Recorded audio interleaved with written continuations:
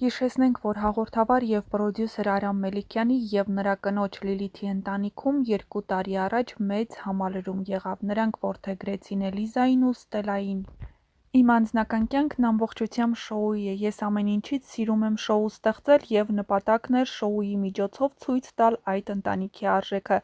Դա է պատճառը, որ եթե անգամ լինի քննադատություն, դրանից շատ չեմ լարվի, մեզ հետ զրույցում նշել էր Արամ Մելիքյանն ու վստահեցրել, որ այն ինչ տեսնում են հետևորդներն իրական է։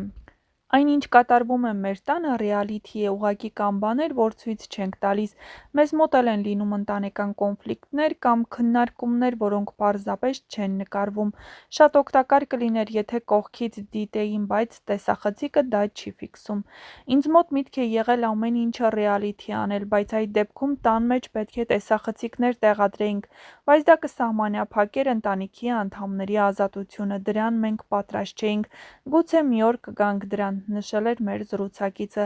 Արամի խոսքով ցույց չեն տալիս անձնական ու կենցաղային կոնֆլիկտներն, առանց որոնց կյանք չկա։ Ես շատ կուզեի մենք դրանք ջրի երես դուրս բերեինք, որովհետև ամեն ընտանիքում կան այդ կոնֆլիկտներն ու մենք ցույց տայինք, որ կա կոնֆլիկտ, բայց կա նաև լուծում։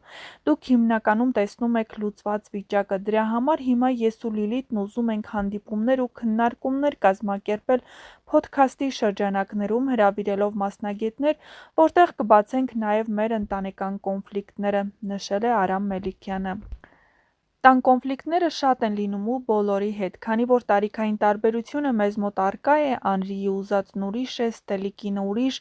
Էլիզի ուզածը լրիվ ուրիշ է, նրանք տարբեր տարիքային մարդկանց հետ են շփվում, տարբեր ժանրերի երաժշտություն են լսում, ու երբ մենք ընդհանուր ինչ-որ բան ենք ուզում անել, օրինակ տեղ գնալ, Անրին չի ուզում գալ, Ստելիկն ուրախանում է, Էլիզի համար միևնույն է։ Միշտ ունենում ենք 3 տարբեր կարծիք, նստում ենք ճաշելու, Անրին ուրիշ բան է սիրում, Ստելլան ու Էլիզը ուրիշ։ Տարիքային տարբերությունը միշտ բերում է կոնֆլիկտի, ամենահեշտ հարմարվողը Էլիզն է, ամենադժվար հարմարվողը Անրին, ամեն ինչ կոնֆլիկտ է իր հետ։ Ինձ փողոցում վաղուց են ճանաչել, բայց երբեք չեն մոտեցել։ 2018-ից 20 թվականներին, երբ ես ղեկավարում էի Հայաստանում ամենահայտնի նախագիծը Հումորի լիգան, մարդիկ ինձ ճանաչում էին հեռուստատեսությունից։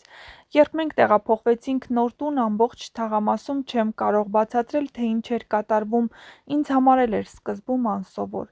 Իսկ երբ ստեղծեցինք մեր ընտանեկան կոնտենտը, դարձանք նաև հասանելի։ Ինստագրամն ավելի հասանելի է, քան հեռուստատեսությունը։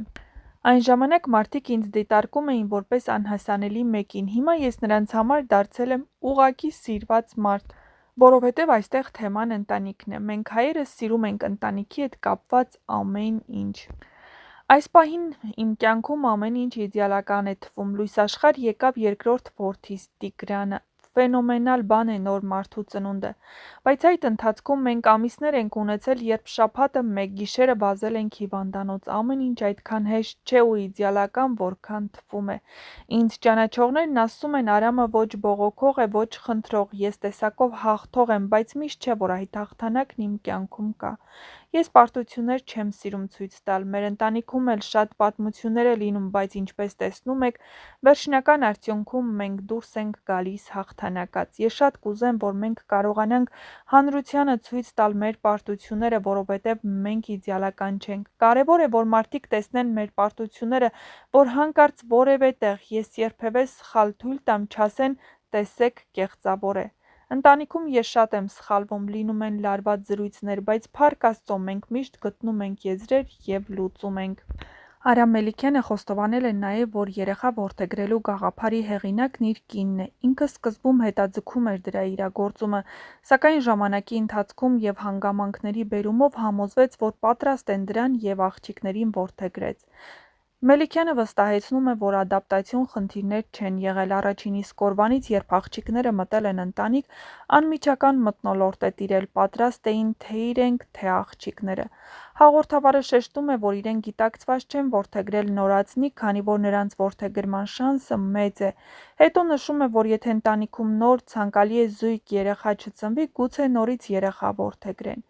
Մելիքյանը պատմում է նաև, թե ինչ պլաներ ունեն ընտանեկան վլոգի մասով, ինչու է կարևոր արտահայտել էմոցիաները, նա անդրադարձել է նաև Հայաստանում հումորի զարգացմանը, խնդիրներին ու միտումներին։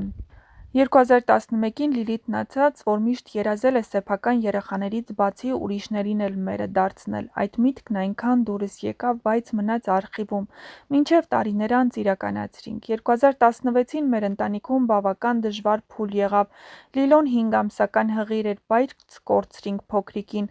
Դրանից հետո նման մի դեպք էլ եղավ ու որդեգրման միտքը նորից ծագեց, բայց չէի ցանկանում, որ դա լրացնի այն մյուս բացը: Սկսեցինք, այդ էջը փակվեց և 2020-ի համավարակի օրերին նորից բացեցինք: Բավական ազատ ժամանակ ունեինք, որը միասին անցկացրինք, զգացինք, թե որքան լավ բան է ընտանիքը: